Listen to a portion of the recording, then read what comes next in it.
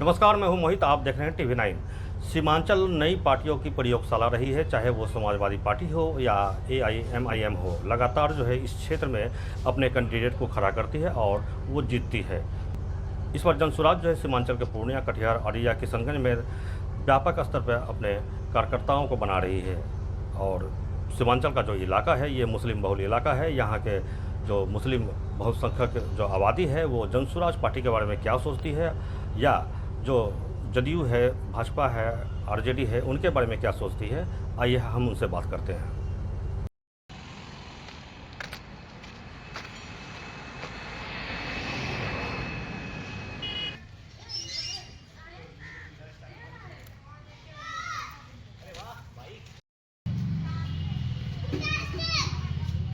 आज जो है सीमांचल एरिया में जो है जितने भी पार्टियां आई जी, सबने देख लिया कि कोई न विकास है न कोई परिवर्तन है।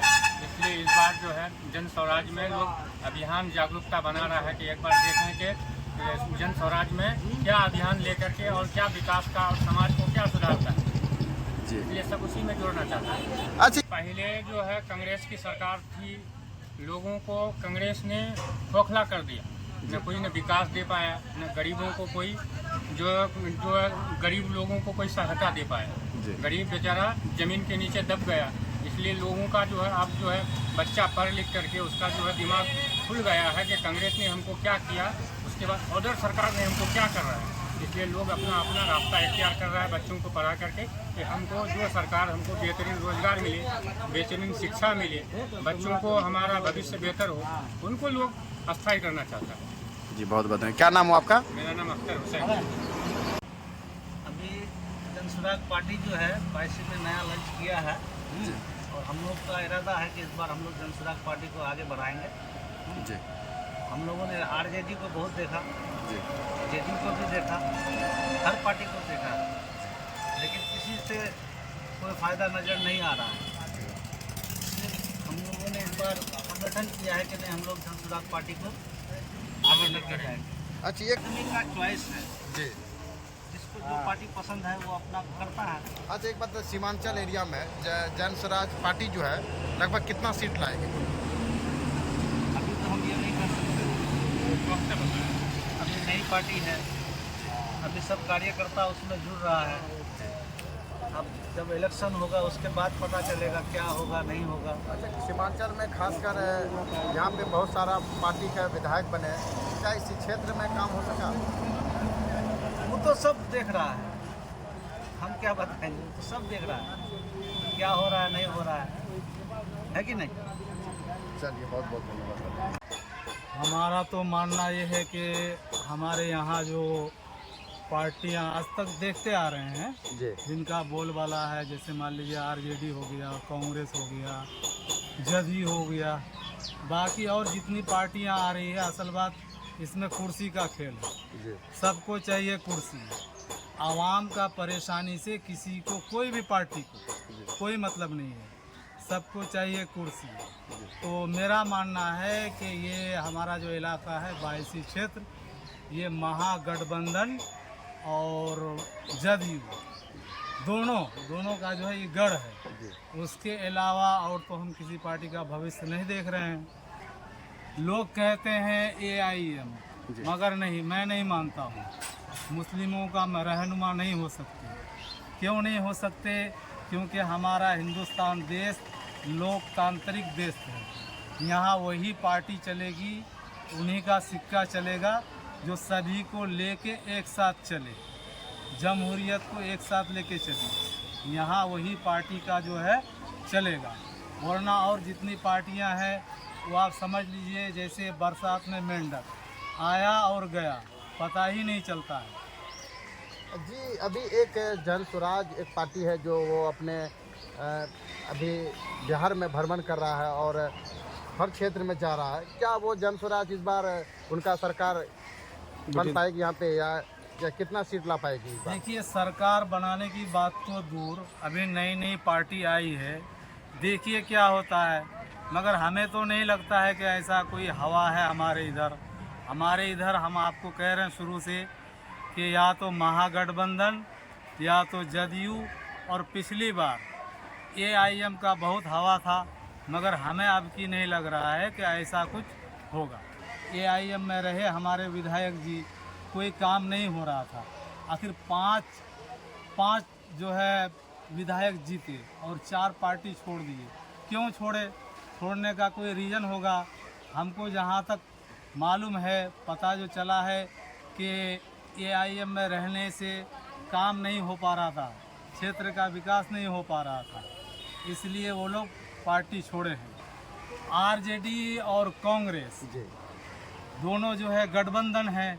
अब ये गठबंधन वालों को सोचना है वो किनको सीट देंगे नहीं देंगे, ये उन लोगों का काम है। जी, जनस्वराज के बारे में तो हम बार बार सुन रहे हैं। पिछले 2 साल 2.5 साल से काफ़ी मेहनत कर रही है पार्टी पूरे बिहार में और अच्छा रिस्पॉन्स भी मिल रहा है और होना भी चाहिए। बदलाव जब तक नहीं होगा तब तक विकास नहीं होगा। बदलाव तो यहाँ एक ही होता है हमेशा, कभी चरैया कभी बैरिया, बस इसी दोनों जगह विधायक रहा, पार्टी कोई भी रही हो। जी। अच्छा, दोनों विधायक रहा तो क्या कैसा काम हुआ क्षेत्र में आपका? क्षेत्र में तो ऐसा कोई काम नज़र नहीं आ रहा है जी। ना ब्लॉक में कोई डेवलपमेंट देख रहे हैं, ना 22 में ही कोई डेवलपमेंट देख रहे हैं। जी। जहाँ तक विकास का मामला है, विकास का मामला तो पार्टियाँ करती है, सरकार करती है। जी। लेकिन दोनों सरकारों ने, चाहे महागठबंधन हो या NDA की गठबंधन हो, दोनों सरकारों ने विकास के लिए या गरीबों के उत्थान के लिए कुछ नहीं किया है। आज लोग त्राहिमाम कर रहे हैं। जिस तरीके से पिछली बार MIM ने अपना कैंडिडेट दिया, जितना कैंडिडेट दिया उसमें 70-80% तक वो रिजल्ट दिया। जी। तो आप पार्टी पर डिपेंड करता है कि पार्टी की लड़ रही किस तरह लड़ेगी, कितनी सीटों पर लड़ेगी और कहाँ किस तरह का रिस्पॉन्स मिलेगा। मुझे लगता है 22 में रिस्पॉन्स मिलेगा, जनसुराज को रिस्पॉन्स मिलेगा। तो कांग्रेस ने ही क्या दिया हमको 70 साल में? इतनी बार सरकार में रही, एक बढ़िया यूनिवर्सिटी तक नहीं दे पाया किशनगंज को, पूर्णिया को, ना एक एम्स दे पाया। तो इस तरह की पार्टी के पास रह करके वो करेगा क्या? पार्टी को एक अच्छा इलाज के लिए, बेहतर शिक्षा के लिए कोई भी संस्थान नहीं दिया। और जब तक हम विकल्प नहीं देंगे तब तक ये पार्टियां डरेगी भी नहीं। देखिए, दिल्ली में अचानक एक आम आदमी पार्टी आई, कांग्रेस BJP दोनों को पटक दिया। तो क्यों? वहाँ के पब्लिक ने एक सोच बनाया कि जब तक इनको हम हराएंगे नहीं, ये हमारे बारे में सोचेगा नहीं। तो जब तक इन पार्टियों को हराएंगे नहीं, ये हमारे बारे में सोचेगा नहीं। अपना परिचय बताइए। जी, मेरा नाम मुनाजिर आलम, मैं सादीपुर बुथा पंचायत से वार्ड सदस्य।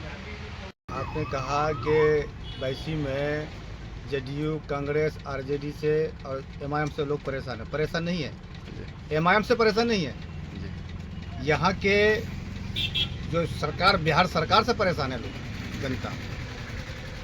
नीतीश कुमार ने विकास किया है, कहाँ किया है? कौन सा विकास किया है?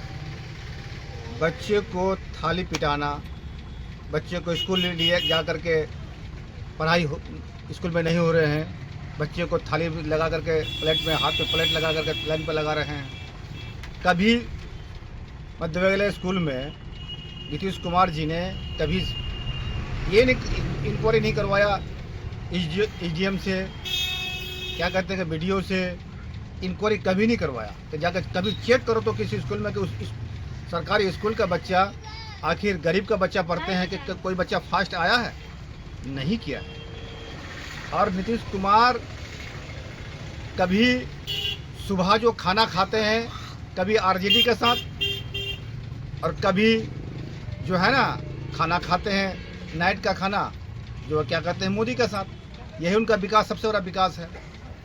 पब्लिक को गुमराही के रास्ता में लाना, ये नीतीश कुमार का ये बहुत पुरानी आदत है। देखिए, भारत का सबसे कमज़ोर राज्य बिहार का कमज़ोर इलाका है तो सीमांचल है। सीमांचल में देखिए 50-50 किलोमीटर की दूरी में पुल है या फिर नहीं है। पटना में नीतीश कुमार जी दुल्हन की तरह सजाया है पटना को, लेकिन आखिर यहाँ के जनताओं ने RJD को, कांग्रेस को, JDU को झोली भर भर के वोट देते हैं, टोकरी भर भर के वोट देते हैं। लेकिन वोट तो देते हैं, लेकिन यहाँ के जनताओं ने कभी सरकार से सवाल नहीं किया कि आखिर पटना को दुल्हन की तरह सजा सकते हैं। साहब, महानंदा कन के परवान में अगर 50-50 किलोमीटर की दूरी में पुल है तो महाना क्या कहते हैं कि गंगा में आप 10-10 किलोमीटर के नज़दीक में पुल देते हैं, तो परवान में भी, कनकई में भी और महानंदा में भी 10-10 किलोमीटर के नज़दीक में पुल बनाया जाए, यहाँ के किसानों को हेल्प किया जाए। महफूज मुस्लिम का रहनुमा यहाँ है कहाँ?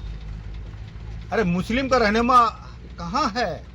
असदुद्दीन अवैसी साहब हैदराबाद से आए थे सीमांचल में लड़ाई, हक की लड़ाई लड़ने के लिए। यहाँ के जनता को कहा, यहाँ के अवाम को कहा कि आप आगे बढ़िए, हम आपका साथ हैं। लेकिन जनता MIM के साथ है। वैसे 40,000 वोट नहीं पड़ा MIM को, 40,000 वोट जनता अभी MIM के साथ है। ये 40,000 वोट जनता का वोट देख करके RJD घबराया हुआ है, MIM कांग्रेस घबराया हुआ है, JDU घबराए हुए हैं। अभी RJD में जाने के बाद 4 विधायक कभी असेंबली में बोल भी नहीं पाए। क्या तेजस्वी यादव के सामने वो लोग बोल पाएगा? बोल नहीं देगा, इतना हिम्मत है।